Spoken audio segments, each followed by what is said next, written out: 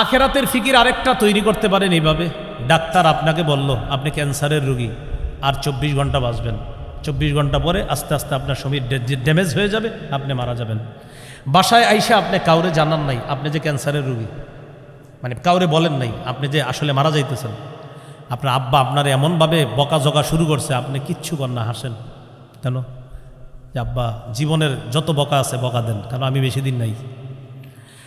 আপনার আম্মা আজকে আপনারা অনেক কিছু বলতেছে, আপনি রাগ হন না। কেন রাগ হন না জানেন? ওই যে আপনার হাতে সময় বেশি নেই। আপনার বন্ধুরা ইচ্ছা মতো আপনারা বলতেছে তুই এই তুই সেই, চেয়ে চেয়ে হাসতেছেন। বন্ধুরা কয় কিরে আগে রাগ হইতো আজকে হাসে কেন? কারণ আপনি তো জানেন আপনি বেশি ধন নাই, আপনার ড্যামেজ হয়ে যাচ্ছে আস্তে আস্তে সব। আপনার বোন ভাই সবাই ইচ্ছা মতো বলতেছে, আপনি রাগ করেন না। আজকে আপনি মসজিদে গিয়ে নামাজ পড়তেছেন, খুব মন দিয়ে নামাজ পড়ে, সবাই অবাক হয়ে যাচ্ছে কিরে ঘটনা কি, এত সুন্দর করে নামাজ পড়তেছে আজকে। কারণ ওরা জানে না আপনাকে বলে দেওয়া হয়েছে তোমার শরীর ড্যামেজ হয়ে যাচ্ছে, সর্বোচ্চ 24 ঘন্টা পরে মারা যাবা। আপনার এই 24টা ঘন্টা কেমন হবে প্রিয় ভাইয়ারা? যদি এটা জানার পর আপনার এই অবস্থা হয়, তাহলে কেন আমি আপনি মৃত্যুর কথা স্মরণ করে মনে করতেছি না যে এই নামাজ আমার জীবনের শেষ নামাজ হতে পারে, কারণ আমি আসরে বাঁচবো কিনা নিশ্চয়তা নেই। কথা হাসান বসরি রহমতুল্লাহ আলাই বলেন, মা আবাদাল আবিদুনা বিশাইইন আফযালা মিন তারকি মা নাহাহুমুল্লাহু আন। আল্লাহর ওলি তার জীবনের শ্রেষ্ঠ যে ইবাদতটা করে সেটা হলো হারাম কাজ থেকে বেঁচে থাকা। এটা আল্লাহর ওলির জীবনের শ্রেষ্ঠ ইবাদত। মোহাম্মদুল্লাহ হাফিজি হুজুর রহমতুল্লাহ আলাই নাম শুনলে আমাদের অন্তরে আসে যে বিরাট বড় এক আল্লাহর ওলি। আব্দুল কাদের জিলানী নামটা শুনলেই আমাদের দিলে আইসা পড়ে বড় পীর আব্দুল কাদের জিলানী। হাসান বসরি নামটা আমাদের মাথায় আসলেই মনে আইসা পড়ে যে এমন একজন মানুষ যিনি অলিকুল শিরোমণি একজন। প্রশ্ন হলো অলিদের জীবনের শ্রেষ্ঠ ইবাদত কি? আমার সাথে বলেন, বলেন গুনাহ না করা। বলেন সবাই, অলিদের জীবনের শ্রেষ্ঠ ইবাদত কি? এই জন্য আপনি হাফিজি হুজুর উনি এত বড় আল্লাহর ওলি, কোনো আলেমরে জিজ্ঞাসা করবেন হুজুর হাফিজি হুজুর এত বড় আল্লাহর ওলি, ওনার বড় ইবাদত কি?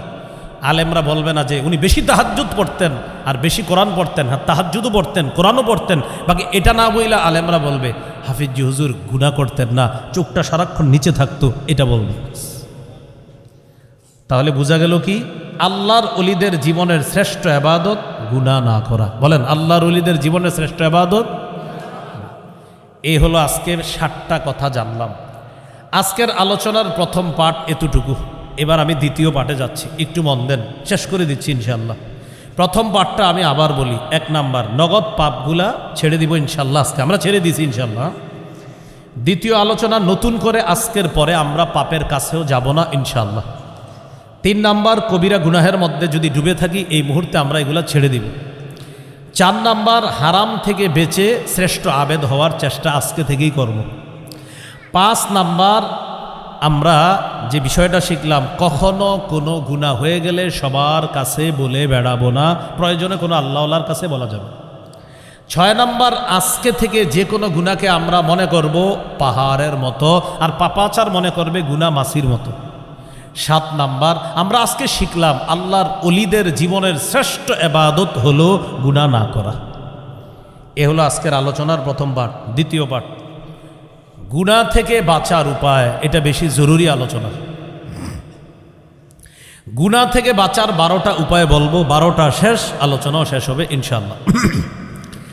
1 নাম্বার উপায় অন্তরে আখেরাতের ফিকির তৈরি করা। অন্তরে আখেরাতের ফিকির তৈরি করা। আমার দিকে তাকান, চলেন কিছুক্ষণের জন্য ফিকির তৈরি করি। দেখেন, তাকান এদিকে, সবাই তাকান, সবাই তাকান। আমরা এখন আখেরাতের ফিকির তৈরি করব। বুখারীর বর্ণনা, রাসূলুল্লাহ সাল্লাল্লাহু আলাইহি সাল্লাম একটা চতুর্ভুজ আঁকলেন। এটা কি ভুজ? কই অঙ্কের ছাত্ররা কোথায়? এসএসসি তো চলতেছে মনে হয়। এটা কি ভুজ? চতুর্ভুজ।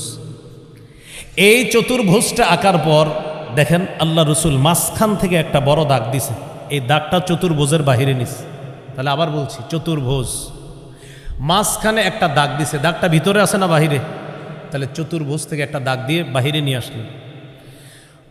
বাহিরে যে দাগটা আনলেন, এই মাঝখানের দাগটার আশেপাশে, মানে এই দাগগুলার ভিতরে মাঝখানের দাগের আশেপাশে ছোট্ট ছোট্ট অনেকগুলা দাগ দিস। এবার নবীজি বললেন, শোনো, এটা হলো মানুষ। বলেন এটা হলো কি? মানুষ। আর এই চারপাশের যে দাগগুলা দেখলা, এটা মানুষের জীবন। বলেন এটা কি? মানুষের জীবন। মাঝখানে যে ছোট্ট ছোট্ট দাগগুলা দিছি এগুলা হলো বিপদ আপদ। মানুষ আজকে বিপদে পড়ে একটা, আবার শেষ হয়, আবার কালকে আসে, এইভাবে তার জীবনে বালা মুসিবত আসে, আবার ভালো অবস্থা আসে, এইভাবে মানুষের জীবন। তাহলে দেখেন মানুষের জীবন, মানুষের বালা মুসিবত। আর এটা হলো মানুষ। মানুষ যে দাগটা দিছে নবীজি, দাগটা কি চতুর্ভুজের ভিতরে না বাহিরে? বাহিরে। এবার দেখেন নবীজি বলেন মানুষের এই চতুর্ভুজের বাহিরে যে দাগটা দিলাম এটা হলো মানুষের আশা। এটা কি বলেন তো? এবার তাকায় দেখেন তো, জীবনটা চতুর্ভুজ, এবার দাগটা কি আশার ভিতরে না বাহিরে? এই দেখেন জীবনের বাহিরে আশা, এই যে মানুষের আশা হলো বাহিরেরটা। তাহলে বলেন তো আশাটা কি জীবনের ভিতরে না বাহিরে? নবীজি বলেন মানুষ মারা যায়, আশাগুলা থেকে যায়। এই যে মানুষ, এই যে মানুষ টোটালটা, হ্যাঁ মানুষ, এই যে জীবন, মানুষের জীবন দেখেন। এবার আশাটা কই জীবনের ভিতরে না বাহিরে? নবীজি বলেন জীবন শেষ, আশা এখনো এতটুকু বাকি। তাহলে রসুল সাল্লাল্লাহু আলাইহি সাল্লাম বলেন যে মানুষ মারা যায়, আশাগুলা থেকে যায়। এবার সবাই তাকান আমার দিকে। সাহাবীদেরকে নবী প্রশ্ন করলেন তোমাদের কাছে তোমাদের সম্পদ বেশি দামি না ওয়ারিসের সম্পদ? সাহাবীরা চিন্তিত হয়ে গেলেন, কি প্রশ্ন করলো, আমাদের সম্পদ না ওয়ারিসের? সাহাবীরা চিন্তা করলেন আমাদের সম্পদ ওয়ারিস পাবে কখন? আমি মারা যাওয়ার পর। তাহলে আমি মারা যাওয়ার আগ পর্যন্ত তো ওয়ারিস আমার সম্পদ পাচ্ছে না, মিরাজ পাচ্ছে না, তার মানে আমাদের সম্পদই আমাদের কাছে বেশি প্রিয়। নবীজি বললেন বুঝে শুনে বলতেছো তো, তোমাদের কাছে কোনটা দামি? সাহাবীরা বললেন হুজুর আমাদের সম্পদ আমাদের কাছে দামি ওয়ারিসের সম্পদের চেয়ে। নবীজি বললেন তাহলে মন দিয়ে শোনো, তোমরা যা কামাই করতেছো এটা হলো ওয়ারিসদের সম্পদ, তুমি মরার পরে যেটা নিয়ে যাবা সেটা হলো তোমার সম্পদ। তোমরাই বললা তোমাদের সম্পদ তোমাদের কাছে বেশি দামি। আবার তাকান, এটা হলো সম্পদ তোমার, এটা হলো আমল। নবী বলেন তোমার আমলটা কবরে যাবে, সম্পদটা থেকে যাবে। সম্পদ কে পাবে? ওয়ারিস। আর আমলনামা কে পাবে? তুমি, আমি। বলেন সবাই, আমলনামা কে পাবে? আমি। আর সম্পদ কে পাবে? তাহলে এবার বলেন আমি যা কামাই করলাম কে পাবে? আর আমি কবরে যা নিয়ে যাব সেটা কি? তো নবী বলেন তোমরাই বললা তোমাদের সম্পদ তোমাদের কাছে দামি, তো মনে রাখবা আজকে থেকে তোমার সম্পদ হলো আমল, ওয়ারিসের সম্পদ হলো তোমার মাল, তাই তোমার সম্পদটা বেশি মূল্যায়ন করো। তো এবার সবাই বলেন আমাদের সম্পদ কোনটা? আমল। বলেন আমাদের সম্পদ। আর যা কামাইতেছি কার সম্পদ? মাশাআল্লাহ, এই তো বুঝে আসছে আপনাদের। তাহলে আমরা যা কামাই করতেছি এটা কার সম্পদ? ওয়ারিসের। আর যা আমল করতেছি এটা কার সম্পদ? আমার। হ্যাঁ, এখন কথা হলো, বলেন আমার সাথে, আখেরাত সামনে রেখে ওয়ারিসদের জন্য কিছু হালাল সম্পদ রেখে যাব ইনশাল্লাহ। তাহলে কি শিখলাম? আখেরাত সামনে রেখে ওয়ারিসদের জন্য হালাল সম্পদ রেখে যাব। কারণ রাসূলুল্লাহ সাল্লাল্লাহু আলাইহি সাল্লাম বলেছেন আনতাযারা ওয়ারাসাতাকা আগনিয়া খায়রুম মিন আনতাযারাহুম আলাতান রিআআন ইয়াতাকাফফাফুনান নাস। তোমার ওয়ারিসরা মানুষের কাছে হাত পাতার চাইতে তাদেরকে মোটামুটি ধনী অবস্থায় রেখে যাওয়া তোমার জন্য উত্তম। তাহলে ঠিক আছে, ওয়ারিসকে মোটামুটি সম্পদ দিয়ে যাব, আর আমারটা বেশি দাম দিব। আমার সম্পদ আজকে জানলাম আমল, আর আমার ওয়ারিসের সম্পদ হলো আমার মাল। তাই ওয়ারিসের সম্পদটা যেটা করব এটাও হালালভাবে, আর আমার আমলটা যেটা হবে এটা বিশুদ্ধ আমল। এই সম্পদ নিয়ে আমি কবরে যেতে হবে। নবী বললেন তাহলে আজকে থেকে নিজের সম্পদটা বেশি মূল্যায়ন করবা ওয়ারিসের সম্পদের চাইতে। হ্যাঁ, ওইটাও পাত্তা দিবা, এটাও দিবা, বাকি আখেরাতটা সামনে রাখবা, দুনিয়াটা পিছনে রাখবা। তাহলে দেখি বুঝে থাকলে বলেন তো, আমাদের সম্পদ আমল, আমাদের সম্পদ ওয়ারিসের সম্পদ মাল। বলেন আমাদের সম্পদ ওয়ারিসের সম্পদ মাল। আজকে এটা বারবার শুইবেন আর চিন্তা করবেন, আমার সম্পদ আমল, তাহলে আমার মাল কার? ওয়ারিসের। আমার সম্পদ কি? আমল। তো আমার মাল কার? ওয়ারিসের। ওইটাও যেন হালাল হয়, আমার আমলটা যেন খাঁটি হয়।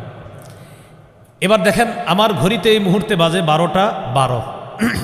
বাস চিন্তা করি আমরা আগামীকাল 12টা 12তে আমি মনে করি দুনিয়াতে নাই। আচ্ছা আমি না থাকলে কি হবে? কবরে যাব। কবরে গেলে কি হবে? আমার কাছে 2 জন ফেরেশতা আসবে, আইসা কি করবে? 3টা প্রশ্ন করবে। 3 প্রশ্নের উত্তর দিতে পারলে কবরটাই জান্নাতের বাগান হবে, না পারলে জাহান্নামের অংশ হবে। ইন্না লিল্লাহ। তাহলে কালকে 12টা 12তে আমার এই অবস্থা হতে পারে, হয়তো আমার কবরের অংশটা জাহান্নামের টুকরা হবে, না হয় জান্নাতের অংশ হবে। তার মানে হলো আমি যে ফজর পর্যন্ত বাঁচবো কিনা নিশ্চয়তা নাই। তো কী করতে হবে? তার মানে আজকের এশাটা আমার জীবনের শেষ এশা মনে করতে হবে। বুঝে আসছি? এই হলো আখেরাতের ফিকির, এইভাবে তৈরি করেন।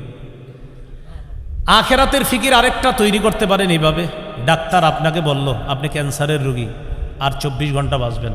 24 ঘন্টা পরে আস্তে আস্তে আপনার শরীর ড্যামেজ হয়ে যাবে, আপনি মারা যাবেন।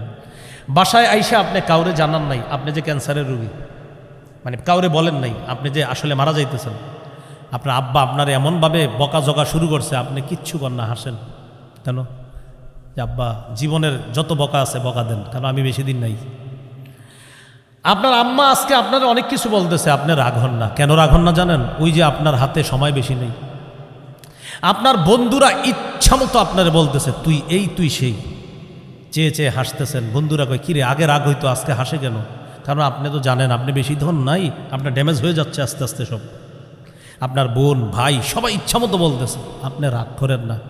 আজকে আপনি মসজিদে গিয়ে নামাজ পড়তেছেন, খুব মন দিয়ে নামাজ পড়ে, সবাই অবাক হয়ে যাচ্ছে, কিরে ঘটনা কি, এত সুন্দর করে নামাজ পড়তেছে আজকে। কারণ ওরা জানে না আপনাকে বলে দেওয়া হয়েছে তোমার শরীর ড্যামেজ হয়ে যাচ্ছে, সর্বোচ্চ 24 ঘন্টা পরে মারা যাবা। আপনার এই 24টা ঘন্টা কেমন হবে প্রিয় ভাইয়ারা? যদি এটা জানার পর আপনার এই অবস্থা হয়, তাহলে কেন আমি আপনি মৃত্যুর কথা স্মরণ করে মনে করতেছি না যে এই নামাজ আমার জীবনের শেষ নামাজ হতে পারে, কারণ আমি আসরে বাঁচবো কিনা নিশ্চয়তা নেই। এইভাবে আখেরাতের ফিকির তৈরি করে, এ হলো 1 নাম্বার গুনাহ থেকে বাঁচার উপায়। 24টা ঘন্টা এরকম আখেরাতের ফিকির করেন। আমি বললাম তো আপনার হাজারো গুনাহ শেষ হয়ে যাবে, অন্যরা আপনারা দেখলে বলবে লোকটা কেমন জানি হয়ে গেছে। কেমন হয়ে গেছে মানে ওই যে আখেরাতের ফিকিরে আপনি কেমন জানি হয়ে গেছে।